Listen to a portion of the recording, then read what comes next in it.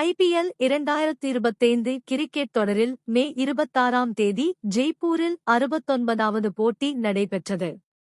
அந்த போட்டியில் மும்பையை 7 விக்கெட் வித்தியாசத்தில் தோற்கடித்த பஞ்சாப் 9 வெற்றிகளுடன் புள்ளிப்பட்டியலில் முதலிடம் பிடித்தது. அதனால் பிளே ஆஃப் சுற்றில் குவாலிபயர் 1 போட்டியில் விளையாட பஞ்சாப் தகுதி பெற்றது. அப்போட்டியில் வென்றால் பஞ்சாப் நேரடியாக ஃபைனல் செல்லலாம்.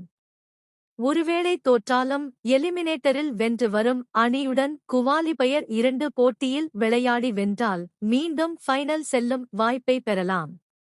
அப்படிப்பட்ட அதிர்ஷ்டமிக்க குவாலிஃபயர் 1 போட்டிக்கு 2014 வருடங்கள் கழித்து பஞ்சாப் தகுதி பெற்றது அந்த அணி ரசிகர்களை மகிழ்ச்சியடைய வைத்துள்ளது.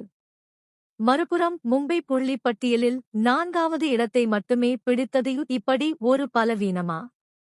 அதனால் பிளே ஆஃப் சுற்றில் மிகவும் ஆபத்தான எலிமினேட்டர் போட்டியில் விளையாடுவதற்கு மட்டுமே மும்பை தகுதி பெற்றுள்ளது. அந்த போட்டியில் வென்றால் குவாலிபயர் 2 போட்டியில் விளையாடி மீண்டும் வெற்றி பெற்றால் ஃபைனலுக்குச் செல்லலாம்.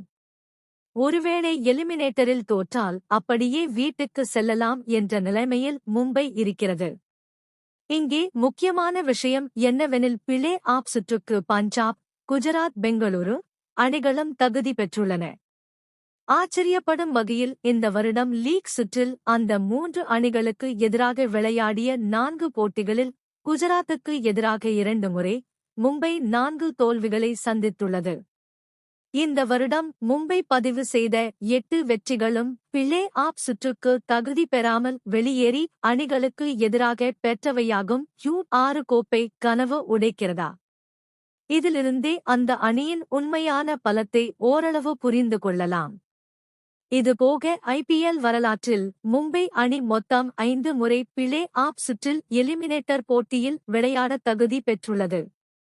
2011, 2012, 2014, 2023 ஆகிய வருடங்களை தொடர்ந்து நடப்பு சீசனில் மும்பை எலிமினேட்டர் போட்டியில் விளையாட தகுதி பெற்றுள்ளது. ஆச்சரியப்படும் வகையில் இதற்கு முன் விளையாடிய 4 எலிமினேட்டர் போட்டிகளிலும் மும்பை தோல்விகளை சந்தித்து வெளியேறியுள்ளது. இதிலிருந்து எலிமினேட்டர் போட்டியில் மும்பை அணி பெரிய பலவீனத்தை கொண்டிருப்பது நன்றாக தெரிகிறது.